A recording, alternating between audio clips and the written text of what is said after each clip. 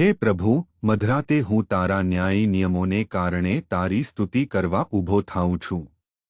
રવિવાર 12 એપ્રિલ 1926.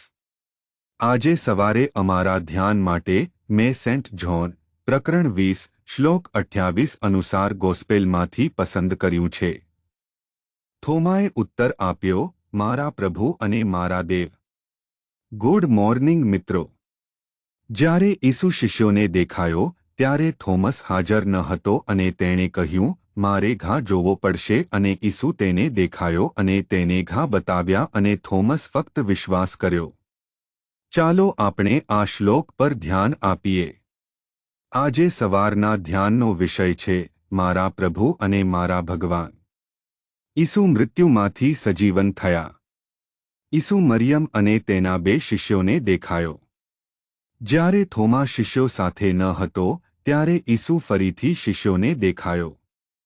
તેઓએ ઈસુને જોયા, તેઓ ઈસુમાં વિશ્વાસ કરે છે, અને જ્યારે તેઓએ થોમસને કહ્યું ત્યારે તે વિશ્વાસ કરશે નહીં, કારણ કે તેણે કહ્યું, મારે પ્રભુના ઘામાં મારી આંગળી મૂકવી પડશે અને જોવું પડશે, અને ફક્ત તે પછી જ વિશ્વાસ કરવો પડશે.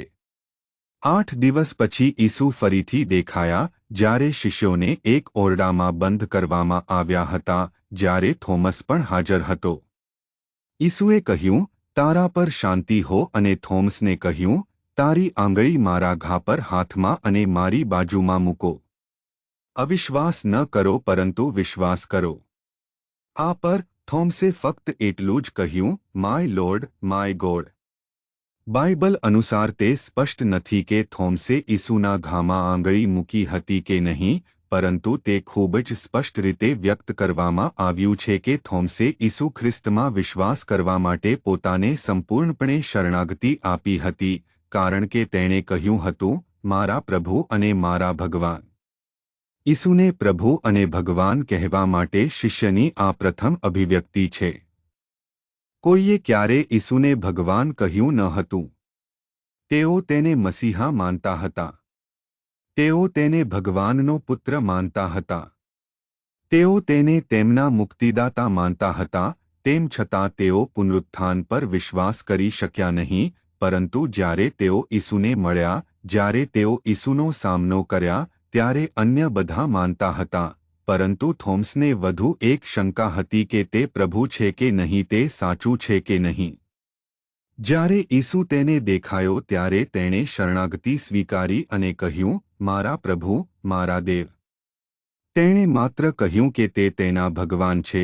તેણે કબૂલાત પણ કરી કે તે ભગવાન છે, કારણ કે તે સર્વશક્તિમાન છે અને તેના માટે કંઈ પણ અશક્ય નથી.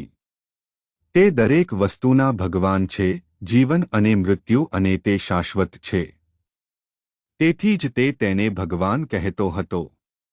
મિત્રો, અમને અમારા ભગવાનને જાણવાનો લહાવો આપવામાં આવ્યો છે. ચાલો આપણે કબૂલ કરીએ કે તે આપણા પ્રભુ અને ભગવાન છે. પ્રાર્થના. કૃપાળુ ભગવાન, અમારા સ્વર્ગીય પિતા, અમે અનુભવ માટે તમારો આભાર માનીએ છીએ કે તમે અમારા પ્રભુ અને અમારા ભગવાન છો. હે ભગવાન, અમારી સાથે રહો. ખ્રિસ્તના નામે અમે પ્રાર્થના કરીએ છીએ. આમીન.